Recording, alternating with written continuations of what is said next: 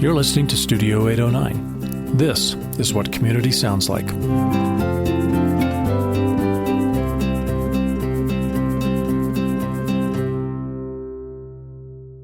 If you were to put into a room a bunch of people who were climate deniers, or a bunch of people who placed a much higher priority on economic growth or corporate profits than on sound climate stewardship, my bet is that most of them would be at the conservative end of the political spectrum. Let's talk about that on Peak Environment. Welcome to Peak Environment, the Pikes Peak Region's podcast about environmental stewardship. It comes to you from Studio 809 Podcasts, the Pikes Peak Region's community podcast hub. Explore all our podcasts at studio809podcasts.com. I'm Dave Gardner, co-producer and occasional host of the podcast. This is going to be an exciting episode because we're going to explore a subject too seldom visited, in my opinion: why conservatives should be concerned about the climate crisis. Joining me for this fascinating conversation are three gentlemen from the Citizens Climate Lobby, or CCL. Thanks a lot for being here, guys. Thank you. It's great to be here. I can't think of anyone better to explain what Citizens Climate Lobby is, or to introduce the three of you, than you. So why don't you take it away? Don, why don't you give it a start? Yeah, hi. I've been with Citizens Climate Lobby for about 6 years. I got involved after the flooding in the Boulder area. And I was CCL's liaison with Senator Michael Bennett's office for a couple of years ago.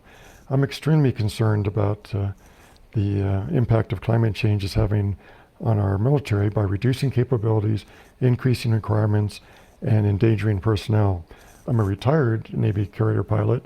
I retired as a commander after 20 years of service, and I'm smiling. I only landed once on the wrong ship. It's actually very rare. Good to hear. My name is Nate Hockman. I'm a senior at Colorado College, finishing up my senior year out in Colorado Springs, and I'm a conservative outreach fellow at CCL, which is a pretty cool job. It basically means that my job is to do outreach to other conservatives in the climate space and beyond to make the case for climate policy from a conservative background using conservative language, because obviously the environmentalist movement and the climate movement specifically is generally dominated by progressives.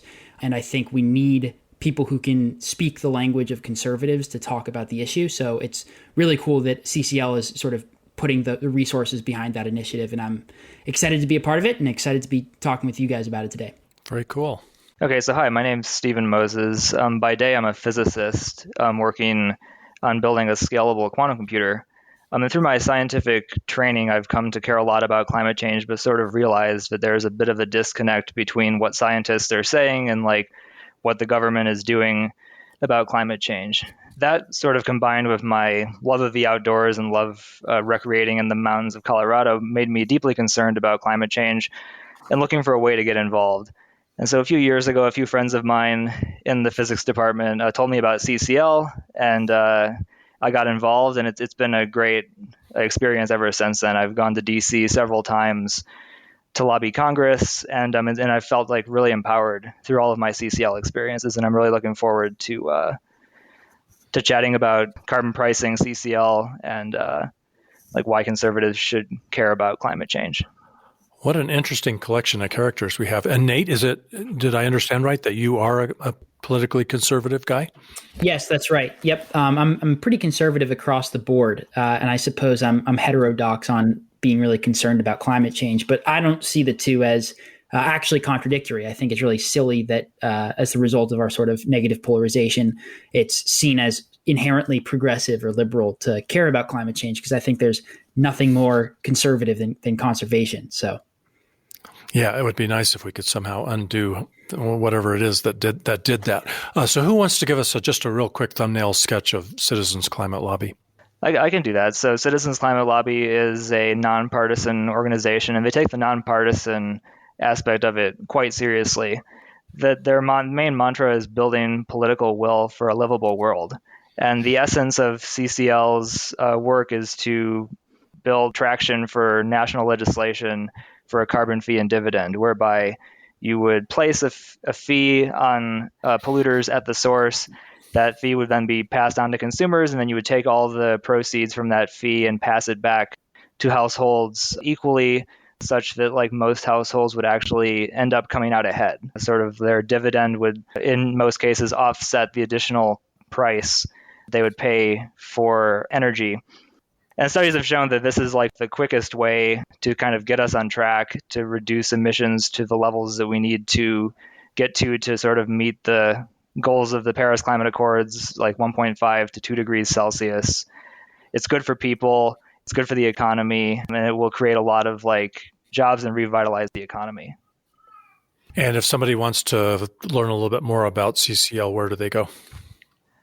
You can just Google Citizens Climate Lobby. There's a website with tons of fantastic resources. They have like an introductory call once a week that you can join if you're interested in joining. And there are like 500 chapters throughout the world, most of them in North America. And there are like a handful of chapters within Colorado, several in Denver, part of the Boulder chapter of CCL. And there's also an up and coming chapter in Colorado Springs as well. Cool. Well, really appreciate your efforts, gentlemen. So let's get right down to it now. Why should conservatives be concerned about climate change? Well, one reason I think is sort of what I was saying before, which is just that I've written about this extensively because it's sort of a particular angle on this issue that I'm passionate about. But to me, conservation is sort of the heart of the conservative impulse. I see conservatism as fundamentally driven by pre-political impulse, which is gratitude, right? Gratitude for the things that we have inherited and a desire to preserve them and pass them on to future generations so that they can enjoy them as well. And conservatives are perfectly happy to use that kind of language and think in those terms when it comes to preserving our constitutional order, that guarantees all of us, religious liberty, free speech, the things that we often take for granted in the American regime, preserving a free market economy that gives prosperity and opportunity to everybody. There are all of these things in the political realm that conservatives talk about as wanting to conserve and pass down and defend and protect. But for some reason, there is this blind spot in modern conservatism, at least in America, in the American context, that doesn't think in those terms when it comes to the environment. And for me, one of the reasons I'm a conservative, first and foremost, is just that I love this country and I want to protect it and defend it and pass it on. And one of the things that I love most about America is the really exceptional, wild outdoors that we have. So to me, there's nothing more conservative than wanting to protect that exceptional aspect of America and to pass it down. I think just on a very basic level, wanting to conserve our natural environment and our ecosystem as part of the larger conservative project makes complete sense. And it's very irrational to me that's not something conservatives talk about. Yeah, you took the words right out of my mouth, Nate. It just seems to make sense. That's right. Any other thoughts? Well, I think most conservatives are concerned about the military and want to support the military. 3 issues that are really personal to me. One is the fact that climate change will increase drought, storms, etc. around the world, and that will lead to increased migration, and that leads to increased conflicts, the collapse of states, and it's just going to force our military to get involved in more actions around the world, resolving conflicts and helping with humanitarian disasters. So there's an increased need, but then at the same time, our military is being threatened by climate change. There's, say, 128 U.S. military bases could be threatened by a 3-foot sea level rise by the end of the century. And like up in Alaska, our bases up there, the permafrost is thawing, and that's causing problems with the bases up there. And then all this is going to, in fact, our military personnel, put them at greater risk. When I retired after 20 years, I counted up 36 people killed in aircraft crashes, accidents. And, with this increased needs, it's just going to get worse for our people. Mm-hmm. And I would say another aspect conservatives care about a strong and vibrant economy, and climate change is definitely an economic threat as well, since it's just going to be very expensive if we don't do anything. I think most studies have sort of said that by the end of the century that climate change will cost trillions of dollars per year if we don't. And that's like even if we keep warming to like 1.5 or 2 degrees, and if it gets much worse than that, then it's just going to get like out of control very quickly. So, Stephen, I think are you saying that it's cheaper to to address it and mitigate it and minimize it than it is to pay for the consequences?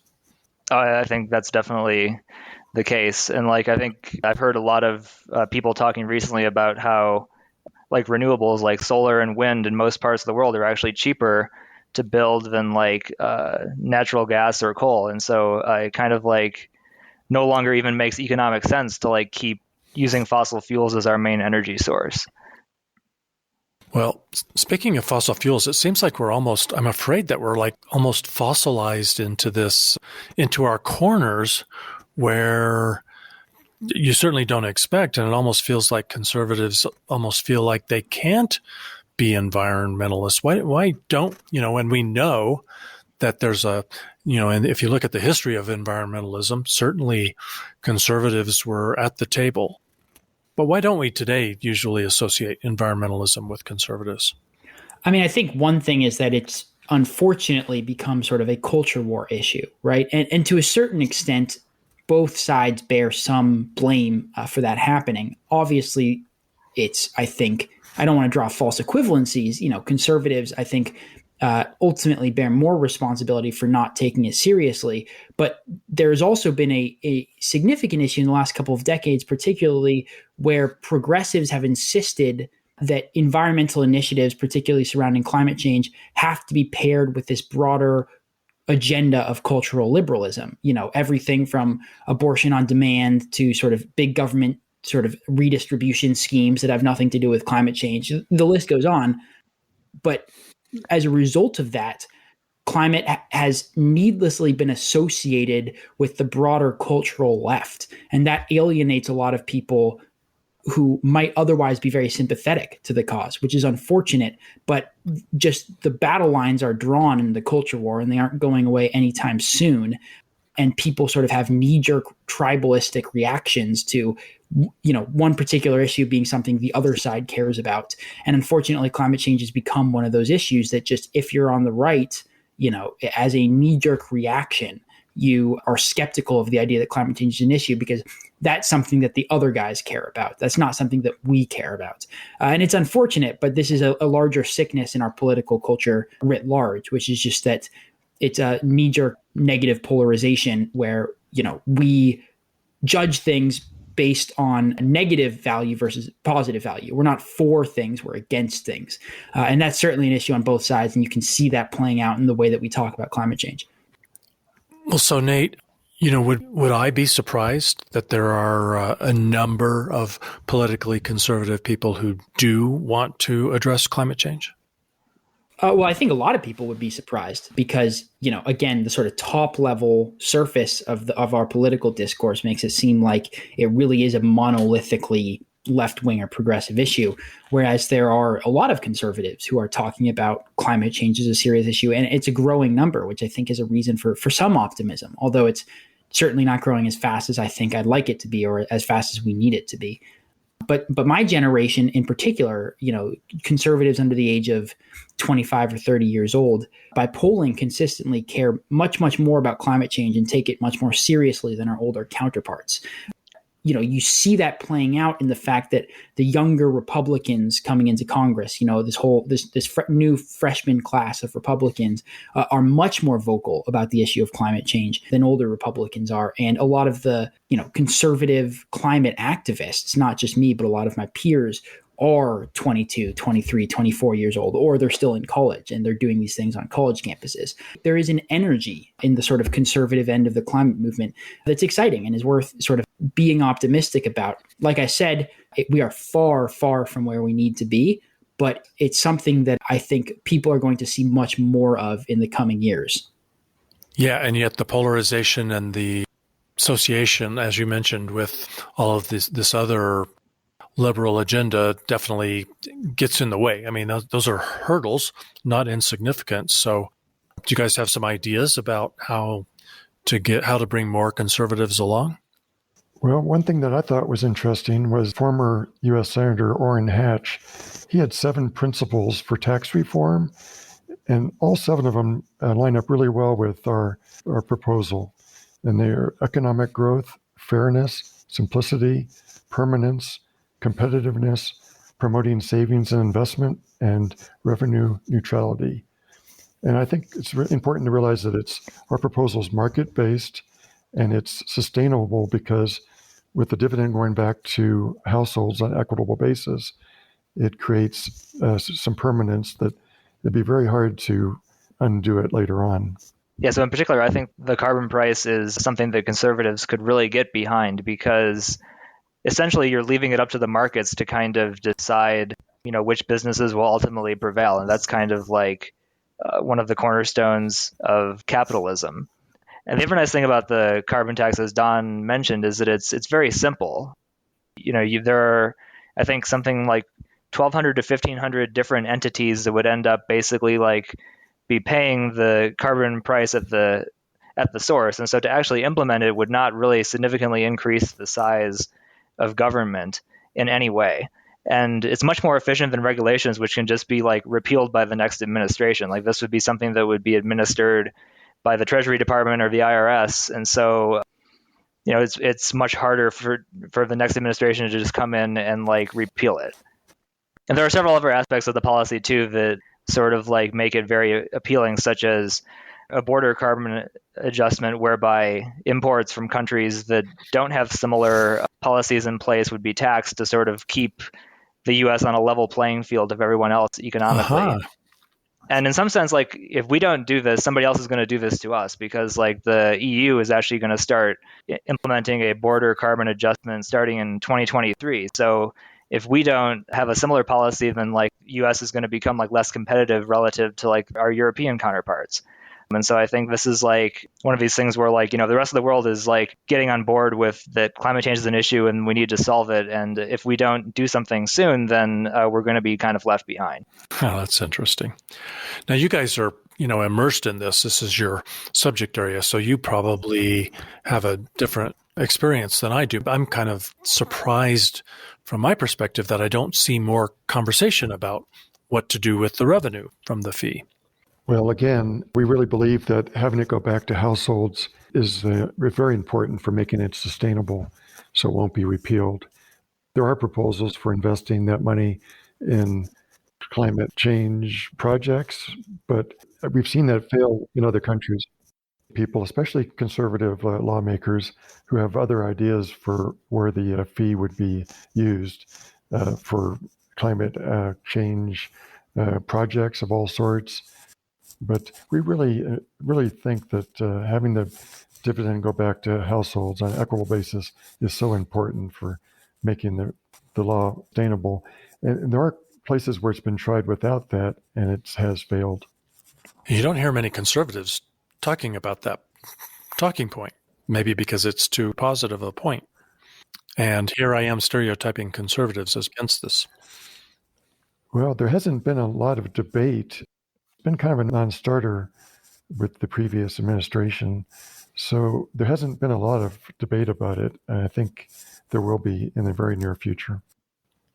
Yeah, I mean, one reason that you just haven't heard very much about it is because it's, very difficult to get conservatives to sign on to it still. And, we're seeing a little bit of movement in the right direction. Mitt Romney last week was saying that he was very, very open to a carbon tax. And he's said similar things before. And a couple other Republican senators have said, that they're open to it. So it's better than nothing, but it's certainly not where the party needs to be on the issue. So we're hoping in the next few years we'll see some movement, but we got to keep working. Is a part of the challenge that, even if a conservative policymaker sees how it makes sense, that they have to be concerned about what the perception is? Right. And I mean, there are a lot of different sort of factors at play, but one is just that the Republican base is still not very interested in the issue. Now, part of that is framing, I think, and sort of being able to make the case to them in language that they understand rather than the sort of inherently left-wing language that we have inherited from the environmentalist movement of the past few decades. But part of it is just not on their priorities. And look, I share their priorities that they do have. I care about the issues the Republican base cares about. I'm very conservative across the board. Like I said, I think this is a blind spot, and I don't think we can really get the party or the Republican Party elites to where they need to be on the issue until we at least see a little bit of movement in the Republican base. The way we do that is it's an uphill battle, but it's organizing and information campaigns and op-eds and radio hits and the things that, CCL is doing and trying to do. And I hope more organizations like it do it, because that is how we're going to make the GOP a greener, more climate concerned party. So let's see. So we know that it's, market-based. That should be have some appeal to conservatives. Levied at the source, which is appealing to them. And the way the revenue would be distributed, I'm wondering if we need to do a little more of a fee and dividend 101 on how that works out? Because it almost feels like, to the uninitiative, they might think, well, gee, why charge this fee if you're just going to give all the money back to everybody? How does that work? How does that work to our advantage? How does that help to stabilize the climate? So the average American will actually come out ahead, whereby their dividend will offset the increased energy costs. But, the biggest polluters are basically the wealthiest individuals. And so for those people, they'll actually end up paying more increased energy costs than they'll get back in the dividend. And it's also going to spark the economy, because the fact that most people are going to have a little bit more money in their pocketbooks every month means that they can go out and spend more money at stores and local businesses. And so proposal of HR 763, which was introduced last Congress, is expected to create about 2 million jobs, both in the renewable energy, but also just in brick and mortar shop and establishments in Maintown America. Yeah, and also what happens is the oil and gas companies, as their product becomes more expensive, they'll sell less of it, and they'll be motivated to switch to renewables. Yeah, the other nice thing about the fee and dividend is that it places a very concrete price on how much it's going to cost to pollute. The EICDA's proposal is $15 per ton initially, and then rising by $10 per ton per year after that. And if we're not meeting the emissions target reductions, then it can change based on that. But this allows businesses to very accurately predict how much is it going to cost to pollute 10 years from now. They can adjust their business models accordingly. Businesses love this kind of predictability. Whereas if you have a cap and trade system where businesses are just trading this right to pollute at a price that's volatile, then that creates a lot of uncertainty and a lot of volatility. And so I think carbon fee and dividend, kind of going back to its simplicity, just allows businesses to make good business decisions, and that should hopefully spark innovation in the process. Well, what are some simple things that people can do if they're concerned? So I think going back to what Nate was saying earlier about, how to get the Republican base kind of moving in the right direction to think of this as an issue that Republicans should care about just as Democrats do. I think just talking to other people is an incredibly simple thing. Might make an uncomfortable conversation, say at the family dinner table, but even in my own life, I've mentioned to my parents that I care about climate change, and my dad doesn't really think too much of it, but I keep talking to them about it, and I think just the more people that you can tell about this, it gets people thinking about it. For example, in my own experience, before I joined CCL, I was pretty concerned about climate change. I knew a decent amount about it. But I just didn't even realize that there was such a powerful way to get involved. And the other thing about CCL is that it's just empowered me just as a citizen, not only on environmental issues, but just on any issue. It makes me sort of realize that I do have a voice. Individuals can make big changes by just spreading the word to others about things that they care about. Mm-hmm. Yeah. One thing that I think if you're a progressive or a left-leaning person who cares about the issue and you're listening to this podcast, I think a lot of well-intentioned and well-meaning progressive or center-left people, they don't even know how the way they talk about issues like climate change can be alienating to people from more conservative backgrounds. And Good point. That is something, it's oftentimes it's not intentional, But when you're, someone like me who's a conservative brings it up with people, it's like a light bulb goes off. They like just never considered it before, right? But the language that we use to talk about climate change is often just so partisan. Just that's the vocabulary that we have, that it turns people off when it doesn't necessarily have to. So I think just being conscious of that in the conversations you have be a big step in the right direction as far as making this a more bipartisan issue. And, being conscious of whether or not you're talking about climate change or you're talking about something else that's unrelated to climate change. Because a lot of times people talk about climate change and any number of other progressive wish list items in the same sort of sentence, and they see them as indistinguishable from one another. But as long as we see them as indistinguishable from one another, we're not going to have climate change be bipartisan, because you're not going to get conservatives to sign on to, all of the other things that are in the Green New Deal that actually have nothing to do with reducing carbon emissions. So just being conscious of that, I think, is really important and could make a big difference. Well, I would recommend that people consider joining Citizens Climate Lobby. If they don't, they can still, one of the most important things is to contact their elected officials, especially Republicans, to ask them to act on climate change. If they do join Citizens Climate Lobby, we have, I think, about 200,000 members, volunteers, and some of the things we do are letters to the editor. We write letters to our elected officials. We do phone calls, postcards. We get endorsements for our proposal. We just get spread the word. And it's a very effective organization.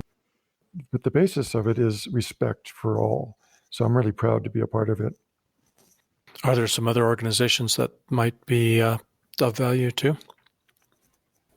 Young Conservatives for Carbon Dividends and Students for Carbon Dividends are two sort of right-leaning organizations that do really good work on a carbon tax. And ACC, the American Conservation Coalition, is another sort of young conservative group that advances cool free market solutions to climate change. They're not pro-carbon tax per se, but they're working on other cool policy solutions that I think are helpful. Circling back just for a moment to what you were saying, Nate, about just talking about it, you made me think, my mother is very conservative. And in fact, I joke when I walk in the door, I say, turn off Fox. And I'm thinking, you're giving me some good talking points that I can use in a conversation with her. I wouldn't have been well armed before. Yeah, no, look, I mean, so much of this can just be framing, right? Like there's obviously framing isn't everything, but there is a lot that we can do just with framing. And I think, framing in terms of sort of standing up for America and patriotism and protecting our inheritance, I think that would resonate with a lot of conservatives who right now feel sort of alienated from the issue. So Nate, I guess if I can ask, like, could you give some specific examples of like rhetoric that progressives use that tend to alienate conservatives regarding environmentalism and climate change? Yeah, certainly. I mean, the entire idea of climate justice, I think, which is very fashionable on the environmentalist left, is deeply tied into a larger progressive worldview that has much more to do with transforming our society root and branch than it does with just reducing carbon emissions. And I think, the most recent and prominent example of this is the Green New Deal, where AOC and the Sunrise Movement and these other environmentalist left organizations are insisting that we need climate justice, which is not just reducing carbon emissions, it is also radically transforming our society. And this is not me saying this. This is their words, saying that climate justice requires a radical transformation of our society. Abolishing capitalism is something that you hear a lot from people who argue that capitalism is incompatible with a more sustainable future. And even just in terms of sort of raw policy, saying that climate policy needs to include Medicare for all, which is something that the Green New Dealers are saying, or that, it requires funding abortions with taxpayer money in third world countries to deal with overpopulation, which is, for people like me who are pro-life and think that abortion is the taking of a human life, it's actually a horrifying thing to say. So stuff like that, you can argue on the merits that all of those things are good policies. But if you insist that they need to be a part of our approach to reducing carbon emissions, you're just not going to be able to build a bipartisan coalition for reducing carbon emissions. And for someone like me who really cares about building that coalition, it's frustrating when I hear people insist on talking in those terms. It's almost as if progressives got together and said, what kind of excess baggage can we attach to this to make darn sure that conservatives can't stand? It definitely seems like that sometimes to those of us on the eco-right. Yeah. Fascinating. Well, wrapping up, no rush. This is a podcast and it can end when it ends. I'd like to give each of you a chance to have the last word. Who'd like to go first? I will. 2 thoughts. One is it's widely accepted that climate change led to the creation and growth of ISIS because it caused a drought in that region, and ISIS was able to give people cash, replace their lost livelihood. So that should be a wake-up call for all of us. And I just want to say that our proposal is only part, although it's a large part, of the solution to climate change. Thanks, Don. So I guess my closing thought would be, other countries around the world are starting to implement carbon pricing or, a much more comprehensive legislation to combat the climate crisis than we have in the U.S. If we just think about our economy moving forward, if we want to stay competitive in the global market, I think it's going to be imperative that we kind of accept these realities as well. If this is the reality of the world that we live in, we need to transition to a greener economy. And doing so will create good paying jobs, revitalize the economy and make us on a level playing field with other countries around the world. And the carbon fee and dividend is the sort of the simplest way and quickest way to get us back on track, to get us moving in the direction that we need to go in order to reduce emissions as quickly as possible. Interesting thoughts, Stephen. Thanks for that. All right, Nate, I guess you get the really last word. I would just reiterate, I think that there is no reason that climate change and climate policy has to be a partisan issue. There's nothing inherent about climate policy that is left-wing. And like I said, in many ways, I think conservation is inherently conservative. And just the last thing I would add to that is, as late as the 90s, this was not a partisan issue. In the 90s, there were studies showing that Republican voters were actually more likely than Democratic voters to accept the climate science, believe it or not. And wow. Even in the sort of early 2000s, you had Newt Gingrich, sitting down and making a video with Nancy Pelosi going, we don't agree on much, but we agree that climate change is an issue. And, we have to support a cap and trade bill to solve the issue. Newt Gingrich, right? Not someone who we think of as someone who would be the type of person to take climate change seriously now. So, and the list goes on, right? But it's been quite recent that the issue has become partisan. And that to me is a sign of optimism, because if it changed so radically for the worse over the course of a small period of time, I think it can change radically for the better over a small period of time as well. And I think that's just something that we need to sort of take seriously in approaching this issue in the future. Wow, really interesting thoughts. Well, listen, thank you so much, Nate Hochman, Don Parcher, Stephen Moses, and CCL, Citizens Climate Lobby. Really appreciate you guys coming together to create a very fascinating and unusual episode of Peak Environment. Thanks so much. Thanks for having us. Come back again sometime.